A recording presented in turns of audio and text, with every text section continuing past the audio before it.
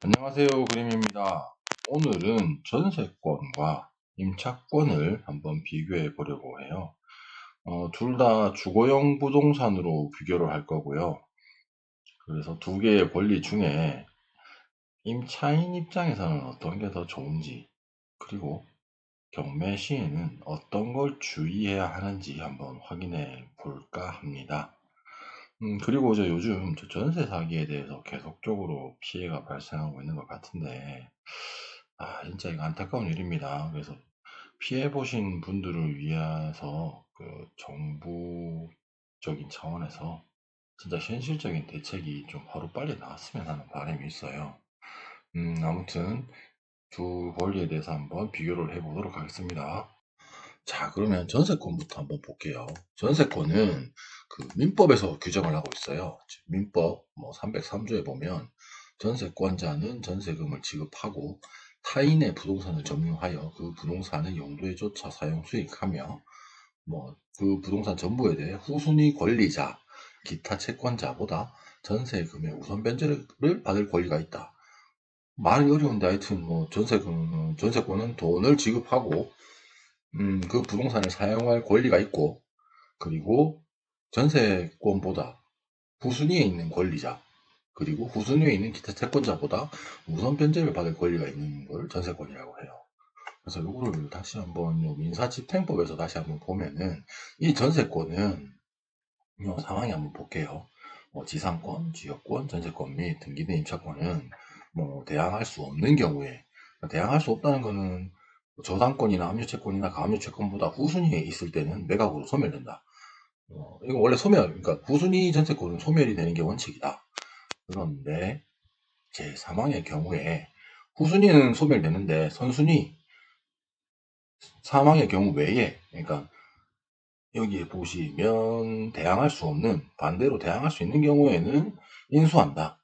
인수되는데, 근데 이제 다만 전세권은 제88조에 따라, 그러니까 민사집행법 제88조에 따라 배당 요구를 하면 매각으로 소멸된다. 전세권은 선순위라도 선순위 전세권자가 배당 요구를 하게 되면 매각으로 소멸이 된다는 거예요. 배당 요구가 뭐냐? 88조 나와 있는데 크게 어쨌든 배당을 요구하는 거죠. 내가 이 입찰에 사건에 대해서 얼마만큼의 채권이 있으니 나한테도 이거를 배당해 주라. 비찬치 나중에 이제 비찬치 할 때 내한테도 배당표에 나도 넣어주라. 그런 요구가 배당 요구고요. 간단하게 이제 전세권을 한번 보면 물권이니까 당연히 등기는 됩니다. 그리고 부동산을 사용하고 수익할 수 있고, 그리고 우선 변제권도 있어요. 그리고 선순위 전세권은 인수됩니다. 아까 여기 대항력이 있는 전세권이 인수가 됩니다. 근데 배당을 요구하면 소멸이 됩니다. 요 간단하게 이제 요 정도로 정리를 한번 해볼 수 있을 것 같고요. 다음에 임차권을 한번 볼게요. 임차권은 주택임대차 보호법, 이게 이제 민법에 대한 특별법입니다. 이 법을 만들게 된 계기는, 기존에는 이제 원래 임대차 계약은 채권 계약이니까 당사자한테밖에 주장을 못해요. 그러니까 쉽게 얘기하면은 내가 이 부동산에 대해서 권리가 있다는 거를 기존의 집주인, 계약한 기존의 집주인하고밖에 얘기를 못 하는데, 그렇게 하다 보니까 기존 집주인이 이제 다른 집주인을 넘겨버리면 나는 이제 계속 그 기존의 집주인을 따라서 이제 전세금을 돌려달라고 해야 되는데 줄 리가 없겠죠. 그래서 피해자들이 엄청 많이 발생을 했는가 봐요. 저도 잘은 모르겠는데 하여튼 예. 그래서 주택임대차 보호법이라는 특별법을 만들어 버리게 됩니다. 그래서 그러니까 채권인 임차권을 물권화 시켜줍니다. 어떻게? 대항력이라는 걸 주게 되면서. 그럼 대항력은 어떻게 발생하느냐? 주택의 인도와 주민등록을 마친 때에는 그 다음 날부터 제3자에 대해서 효력이 생긴다. 그러니까 그 다음 날부터는 제3자, 집주인이든 아니든 다른 사람이든 간에 내가 이 주택을 임차하여 사용하고 있는 사용자가 맞다. 그리고 임차하여 사용하고 있으니까 예를 들어서 집주인이 명의를 넘겼다고 해서 나는 그 집주인한테만 주장할 수 있는 게 아니고 새로운 집주인한테도 이걸 주장할 수 있는 게 이제 대항력을 만들어 주는 겁니다. 왜? 어떻게? 주택의 인도와 주민등록을 마친 때, 언제? 그 다음 날부터. 여기 주택임대차 보호법으로 그 임차권에 대한 권리가 규정이 되어 있고요. 그리고 보증금을 회수할 수 있는 그런 것도 규정해 두고 있어요. 어떻게? 대항 요건과, 그러니까 대항력을 가지고 있어야 돼요. 주택의 인도와 주민등록을 마치고, 그 마쳤을 때 이제 확정일자를 받아두면 후순위 권리자나 그 밖의 채권자보다 우선하여 보증금을 변제받을 수 있는 권리가 있다. 그러니까 확정일자로 이제 순위를 찍어주는 거예요. 대항 요건은 그냥 내가 이제 채권을 물권화 시켜주는 그런 역할이고요. 그리고 확정일자는, 그러니까 내 그 물권화된 권리에 순위를 찍어주는 게 이제 확정일자라고 보시면 돼요. 그래서 근데 이제 경매에 그 넘어가게 되면 임차권을 소멸하게 됩니다. 원래대로라면은. 근데 여기 보시면 소멸하는데 다만 보증금이 모두 변제되지 아니한, 이게 보증금이 아직 뭐 내가 배당 요구를 했는데 보증금이 반밖에 예를 들어서 변제가 안 됐어. 그리고 한 가지 조건이 더 있죠. 대항력이 있는 임차인은 그러하지 아니하다. 일단은 대항력을 가지고 있고 보증금이 변제가 다 안 되면 나머지 보증금에 대해서도 주장할 수 있다는 거예요. 이게 원래는 임차권이 소멸하는 게 맞는데 대항력이 있는 임차인은 그렇지 않다. 그래서 그만큼 대항력이 좀 중요합니다. 그래서 한 가지 더 이제 좀 특징이 있는 게 보증금 중에 또 일정액을 보호해주는 요런 항이 있는데, 요건 이제 최우선 변제를 얘기하는 거예요. 그러니까 임차인은 보증금 중 일정액을 다른 담보 물권자보다 우선하여 받을 권리가 있다. 내가 후순위라도 이 일정의 요건에 들어가게 되면은 그 다른 뭐 근저당권자나 아니면은 뭐 다른 채권자 그런 사람들보다 먼저 내가 일정액을 변제받을 수 있는 권리가 있다. 이건 뭐 최우선 변제에 대한 얘기니까 좀 많이 들어보셨을 거예요. 최우선 변제가 제8조의 보증금 중 일정액을 보호한다. 요 항목으로 지금 규정이 되어 있어요. 그래서 임차권은 보면은 채권이라서 원래 등기는 안 됩니다. 등기는 안 되고 단지 이제 대항력을 인정해 줍니다. 대항력을 인정해 주어서 이제 채권인 임차권을 물권화 시켜버리고요.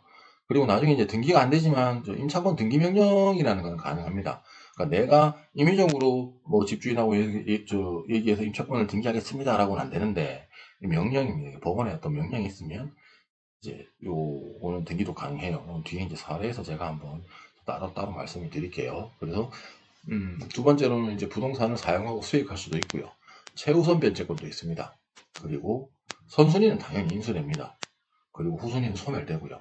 그런데 대항력이 있는 임차권이 보증금 전부를 변제받지 못하면은 나머지 이제 금액에 대해서는 인수가 되게 되어 있습니다.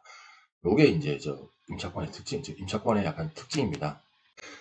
그래서 이제 전세권하고 임차권을 두 가지를 한번 비교를 해보면, 일단 전세권은 성격이 이제 물권입니다.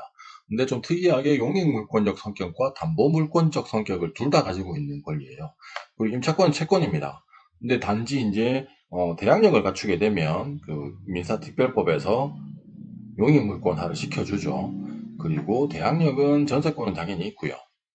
임차권은 인도와 주민등록 시 그 다음날부터 대항할 수 있다. 아무튼 민사특별법으로 정해주고 있고요. 그리고 권리 순위는 전세권은 물권이니까 당연히 있고요. 임차권은 확정일자로 순위를 부여해줍니다. 최우선 변제는 전세권은 없습니다. 임차권도 다 있는 게 아니라 소액 임차인만 있습니다. 그 우선 변제권은 당연히 있고요. 전세권은 물권이니까 우순위 권리자보다 전세권은 우선 변제받을 권리가 있습니다. 임차권은 대항력을 갖추면 그 우선 변제 받을 권리가 있습니다. 그 전세권은 등기 등록을 할 수가 있어요. 근데 임차권은 등기 등록은 안 돼요. 그런데 임차권 등기 명령이라는 것을 받으면 그 등기가 가능합니다. 그리고 등록 비용, 이가 설정하는 비용, 전세권은 전세 금액의 0.2%를 그 등록 비용으로 내야지 되고요. 임차권은 확정일자 비용, 뭐 700원인가 1000원인가 뭐 그 정도만 되면 될 거예요. 동사무소가 도장 하나 찍어주는데 700원인가 달라 그래요. 그렇게 할 수 있고, 그리고 전세권도 경매 신청은 전세권도 가능하고요. 임차권도 가능한데, 근데 이제 임의 경매는 전세권만 가능합니다. 전세권, 그러니까 부동산 전부를 전세권 설정해서 여기에 대해서 이 부동산 전체에 대해서 경매를 넘기는 거 전세권은 가능한데 임차권은 그런 게 없죠. 그런 게 없고 그냥 강제적으로 권원만 획득한 권한을 가지고 강제 경매만 가능합니다. 전세권, 임차권 둘 중에 어느 게 더 좋으냐?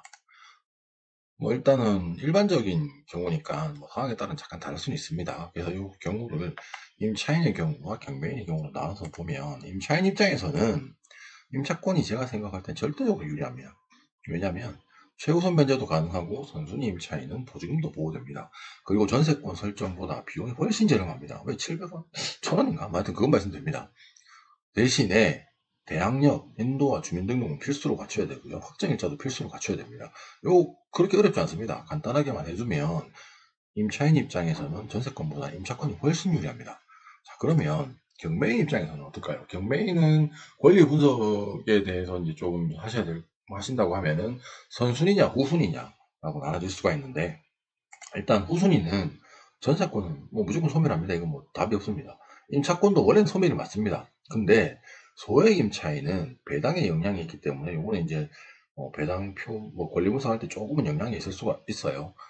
그러니까 이건 좀 참고를 하시고, 선순위는 임차권도 인수하고 전세권도 인수합니다. 둘 다 당연히 인수가 맞겠죠. 근데 이제 전세권은 전세권에 의한 임의경매 시에는 소멸됩니다. 왜냐하면 전세권을 원래 이제 툭 한번 건드리게 되면, 그러니까 그러니까 약간 표현을 좀 그렇게 해버리면, 다시 표현을 좀 하면은, 전세권이란 놈이 있는데, 전세권이란 놈을 툭 건드리게 되면 깨져요. 안 건드리면 안 깨지고. 근데 전세권에 의한 임의경매니까 전세권에 의한 경매가 실행이 되면 부동산 전부에 대한 전세권이 있는데, 이 부동산 전부에 대한 전세권으로 인해서 경매가 나와버리면 이 전세권은 이 자체로 말소기준 권리가 되어버립니다. 그러면 이 전세권을 포함한 그 밑에 권리들은 전부 다 소멸되게 됩니다. 그런데 집행권원에 의해서 경매가 들어가면, 이거는 이제 전세권을 건드린 게 아니라 그 전세권으로 판결을 받아서 경매가 이제 진행된 경우니까 전세권을 건드린 게 아니죠. 전세권을 안 건드렸으니까 전세권은 안 건드려진 상태에서 경매가 진행이 되면은 그 전세권은 인수가 되게 됩니다. 그런데 요 전세권자가 배당을 요구하면 소멸이 돼요. 아까 요 보셨듯이 제 사망의 경우 인수한다. 근데 전세권의 경우에는 배당 요구를 하면 매각으로 소멸한다. 아무튼 요렇게 지금 특징을 갖고 있기 때문에 경매인 입장에서는 임차권보다는 전세권이 훨씬 더 좀 간단하지 않을까? 뭐 권리 분석하는 거나 그런 거에 대해서. 그래서 전세권이 있는 사건 입찰 시에는 경매의 근거라면은 이게 뭐 임의경매냐, 아니면은 뭐 전세권에 의한 경매냐, 아니면은 뭐 판결에 의한 경매냐, 뭐 그런 거, 그리고 전세권자가 배당 요구를 했느냐, 그리고 주민등록을 했느냐, 대항력이 있느냐, 요런 걸 확인을 하시는 게 좀 안전할 것 같고요. 뭐 임차권이 있는 경우에는 뭐 우리가 권리 분석하는 대로 뭐 임차인에 대해서 선순위냐 후순위냐, 그리고 최우선 면제를 받느냐, 받았을 때 어떻게 되느냐, 그럼 내가 이 나머지 금액에 대해서 인수를 해야 되느냐 말아야 되느냐, 그런 것도 좀 따져야 되니까 좀 복잡하죠. 그러니까 일단 경매인의 입장에서 전세권이 있는 경우에는 경매의 근거라든지 전세권자의 배당 요구 및 주민등록 여부 확인이 필요하다. 요걸 확인해서 뭐 하는 게, 경매에 입찰하는 게 좀 도움이 될 것 같다. 일단은 임차권하고 전세권하고 비교를 해봤는데요. 일단 임차인 입장에서는 임차권이 훨씬 유리합니다. 아까 뭐 말씀드렸지만, 그러니까 무조건 대항력을 갖추고 확정일자를 찍어 놓으신 임차인들은 어느 정도 권리에 대해서 보호를 받도록 법상으로는 다 돼 있어요. 제도상으로는 어느 정도 돼 있는데, 일단 그거를 이제 악용하는 사람들이, 그 제도를 벗어나서 악용하는 사람들이 있어서 이제 좀 문제가 되긴 한데, 아무튼 임차인 입장에서는 임차권이 훨씬 더 유리한 것 같고, 뭐 경매인 입장에서는 임차권보다는 전세권을 좀 더 분석하는 게, 왜 사라지는 거니까 사라질 수 있는 요건들만 좀 확실하게 파악을 하셔서 경매를 하시는 게 좋을 것 같아요. 영상이 조금 길어지는데 요번 영상은 이걸로 마치고, 그 다음 영상에서 실제적인 사례를 가지고 좀 한 번 더 살펴보도록 하겠습니다.